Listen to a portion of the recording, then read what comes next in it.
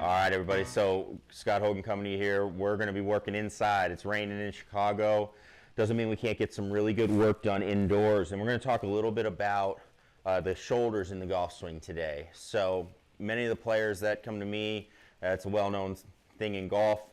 Over the top or slicing the golf ball, that's one of the biggest issues that is around that plagues golfers for many, many years. So one thing that we're going to talk a little bit about is the difference between shoulders and how they work, okay? So what people, I think, typically think the shoulders are, which is this actually your thoracic spine, where your upper spine, right, kind of in between your shoulder blades going down, that's the part that people, I think, equate to shoulder turn and shoulder rotation, and then they get a little bit confused. And so let's start with, why that's the case. So we're going to pull up our flight scope here.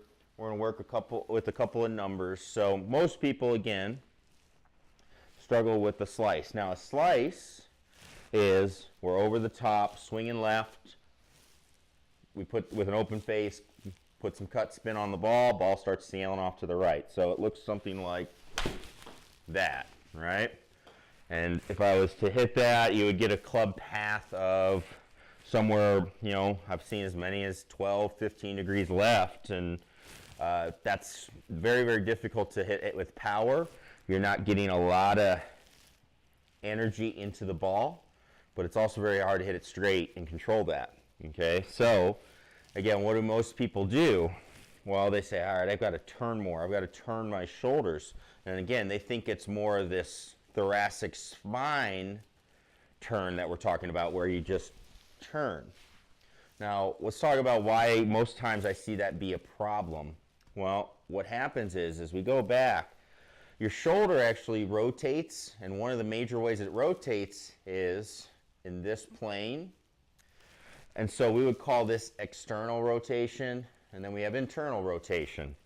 So what happens is, as it goes back, is it starts to externally rotate, okay? Especially as you turn your thoracic spine. So as you go back, you get external rotation. Now, many people just keep turning and turning, and they get this external rotation. Now, there's two problems. One, I've come up out of my side bend. I'm gonna have to do something to get to the golf ball. The other thing is I'm very external with this shoulder here. Not saying it can't be done. There are players that do it. However, you have to do a lot of things with your body in the downswing to make it work. So I don't think many of us are able to do it. And it's not the easiest way to do it, as in my opinion, as well. So again, what happens is we go back and we get this super external rotation, okay? And many people have a hard time with doing it. It brings them out of their posture, okay? And it doesn't work very well. Because what happens here then is we've got to get back to the ball, and so this arm's going to go back to internal, and the shoulder's going to go back. And so what happens is our body starts tilting back down, we start forward bending back down, and that shoulder, because it's so external, wants to balance. It wants to get back forward. And then it goes over the top, steep. Now we've got a problem with hitting certain cuts, things like that. All right? So, how do we fix that?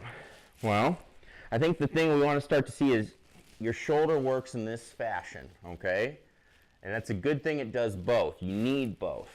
But you got to know when you're looking for it. So if I was to make a takeaway, my shoulder is going to work a little bit external, okay? And you can see we're talking mainly about our trail arm, but it works a little bit external. That's where you see a lot of really good takeaway positions, the club covering the hands or somewhere close to it. That's because a little bit of external rotation.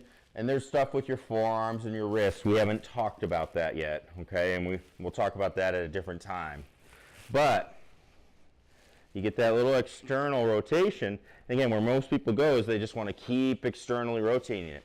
But what you really want is external, let it internally rotate. So it's back to, you're working this direction. So what I like to have my players think is, okay, if I took this ball back and then I wanted to throw it down at the ground, well, I wouldn't want it here and doing that.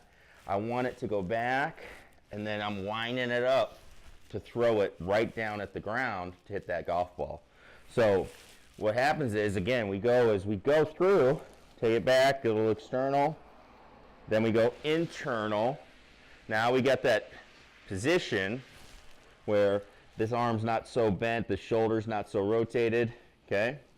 You got a little bit more of a position where now we can really do whatever we want. If you're somebody that wants to shallow the shaft a lot, you could do it, all right? If you're somebody that likes to keep the club more in front of them, you could also do that as well. Doesn't matter on the downswing there, that's something to talk about later, but we're talking only about getting ourselves set up to have very good success hitting the golf ball. And what this then allows us to do is come in a little bit more shallow, and this actually gives us the opportunity to start working that club out to the right, have a little bit of a rightward path, which is what you need for a draw. So earlier I was hitting shots with a leftward path when I was getting too rotated this way. Now we're going to try here. We'll see what we get.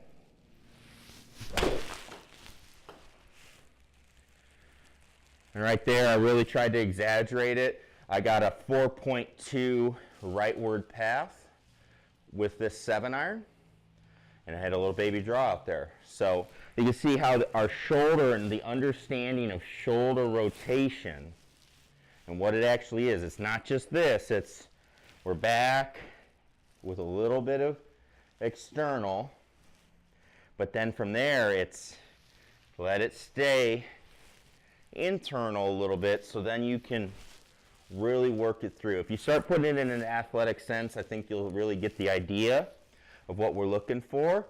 But getting you set up on the backswing, that's going to be the key, helping you make sure you're getting powerful swings, hitting powerful shots, controlling the ball better, and shooting lower scores. So give it a shot.